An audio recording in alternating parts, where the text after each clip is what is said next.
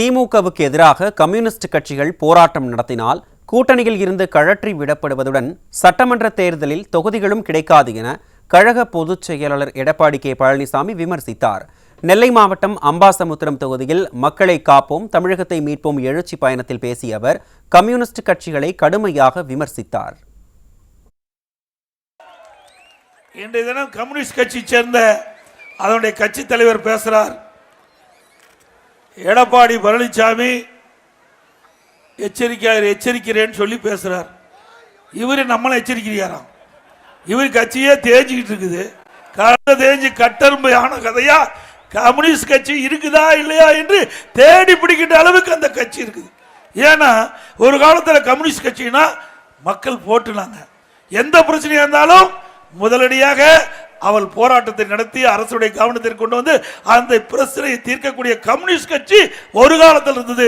இன்றைக்கு திரு முத்தரசன் போன்றவர்கள் எல்லாம் இன்றைக்கு திமுகவுக்கு அடிமையாகிவிட்ட காரணத்தினால கம்யூனிஸ்ட் கட்சி என்றால் என்ன என்று மக்கள் கேட்கின்ற அளவிற்கு அந்த கட்சி தேய்ந்து போய்விட்டது.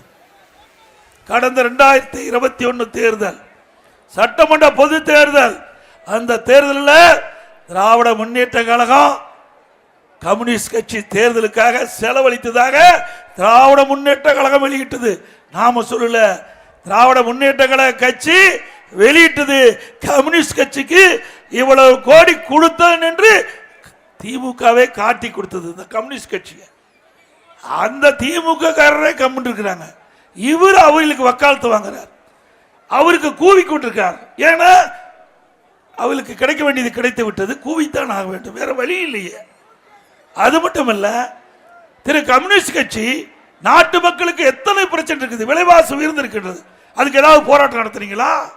இல்ல போக்குவரத்து தொழிலாளருக்கு கிடைக்க வேண்டிய அந்த ஓய்வூதியங்கள்லாம் கிடைக்காம இருக்குது, அதுக்கு போராட்டம் நடத்துறீங்களா? இல்ல விவசாயிகள் பிரச்சனைக்காக போராட்டம் நடத்துறீங்களா?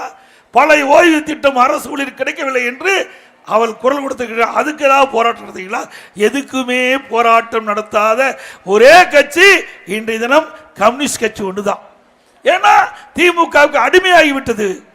அவளை எதிர்த்து பேசினால் நடைபெற அடுத்த ஆண்டு நடைபெறுகின்ற சட்டமன்ற தேர்தலில் சீட்டு கிடைக்காது, கூட்டணியில கழட்டி விட்டுருவாங்க.